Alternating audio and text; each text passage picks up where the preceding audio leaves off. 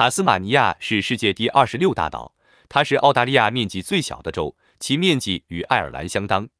塔斯马尼亚岛形成于冰河时期，由主岛和300多个小岛组成，是澳大利亚距离南极最近的陆地，因此也被称为世界的尽头。大约在1万年前的冰河时期，塔斯马尼亚岛还是澳大利亚大陆的一部分。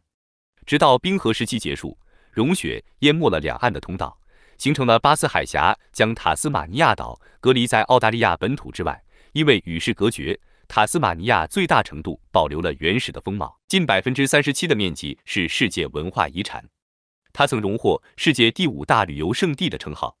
约4万年前，塔斯马尼亚原住民帕拉瓦人从澳洲来到岛上，他们经历了塔斯马尼亚岛脱离澳洲大陆的过程。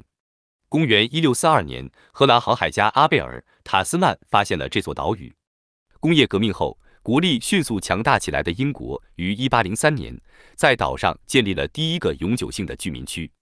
新来的欧洲人很快就和塔斯马尼亚人争夺资源。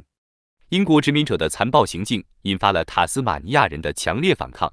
考古人员发现，早期的塔斯马尼亚人还会使用缝纫用的骨针。欧洲人到来时，塔斯马尼亚人却不知缝纫为何物。相对封闭的环境导致塔斯马尼亚人出现技能退化的现象。当时，塔斯马尼亚人连将石头绑在木棍上制作斧子这种简单的操作都不会。包括塔斯马尼亚在内的澳大利亚最早是英国流放犯人的地方。囚犯们对弱者从来没有同情心，他们手持火枪，将猎杀塔斯马尼亚人当作一项娱乐活动。塔斯马尼亚人采用诡计来弥补自己武器的不足。一个塔斯马尼亚战士曾在遭遇白人时，将双手放在头上表示投降。与此同时，他暗中用脚趾拽住长矛。当他观察那名白人放下戒心后，他迅速把长矛踢到手里，向敌人猛掷了过去。这是双方爆发战争以来第一次有白人死于非命。随后，英国殖民者对塔斯马尼亚人展开了疯狂的报复。1824年，乔治·亚瑟中将坐上了塔斯马尼亚总督的位置后，这使得塔斯马尼亚人的处境更加危急。亚瑟下令，所有的塔斯马尼亚人必须全部搬离欧洲人占领的屯垦区，以便殖民者彻底地控制塔斯马尼亚岛。除此之外，亚瑟还设置了清剿队，把塔斯马尼亚人当成货物一样明码标价。若是抓获塔斯马尼亚成年人，就会奖励5英镑；抓获未成年的孩子，则奖励2英镑。在这些残酷政策的影响下，岛上的原住民人口急速减少。1831年，在传教士乔治·鲁滨逊的帮助下，幸存的203名原住民和殖民者达成了和解，他们同意迁徙到殖民者划定的居留地。1832年，塔斯马尼亚岛的原住民只剩下了不到200人的老弱病残。殖民者除了暴力迫害，还带来了欧洲的传染病，导致原住民人数断崖式下跌。殖民者们仍不肯放手，将他们全部赶到一个名叫弗林德斯的狭长小岛上，让他们在这片沼泽与荒原中自生自灭。1847年，西方人又将他们转移到新的居留地。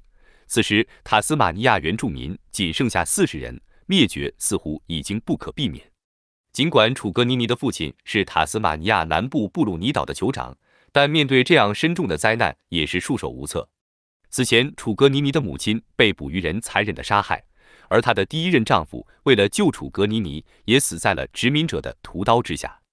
1829年，楚格尼尼嫁给了伍瑞迪。被流放到小岛后，塔斯马尼亚人因缺乏水源与食物，到了1860年时，塔斯马尼亚原住民仅剩下10人。楚格尼尼在这时遇到了自己的第3任丈夫威廉。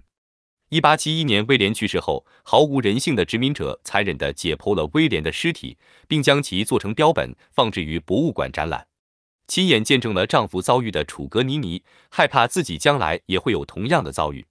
他向探望他的英国人恳求，在他死后不要解剖他的尸体。为了躲避英国人的迫害，他搬到了霍巴特。在他弥留之际，他特意留下遗嘱，希望能够火化自己的遗体，并撒入巴斯海峡。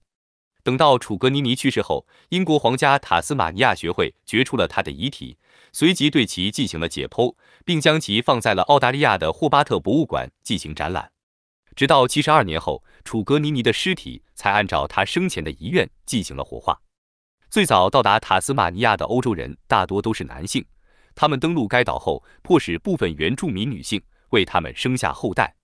如今，这些带有塔斯马尼亚母系祖先血统的人，在外观上已经看不出原住民的特征。现在，塔斯马尼亚原住民作为民族已经灭绝，语言也已经消亡，只有少量单词流传下来。在英国统治下，塔斯马尼亚最初是新南威尔士殖民地的一部分。在1825年，塔斯马尼亚成为一个独立的殖民地。1855年，现行的塔斯马尼亚宪法颁布，次年该殖民地正式更名为塔斯马尼亚。1901年，它成为澳大利亚联邦6个创始州之一。直到第一次世界大战，该州的经济一直依靠采矿业的繁荣。第二次世界大战结束后，塔斯马尼亚州经历了大规模的城市化，它获得了南方疗养院的美誉，以健康为中心的旅游热潮开始兴起。尽管制造业对塔斯马尼亚州经济的贡献较以往有所下降，但仍占相当重要的份额。矿产和金属的生产及加工贡献了塔斯马尼亚出口总值的近一半。21世纪初，服务业缓慢而稳步的增长，提供了近3/4的就业岗位。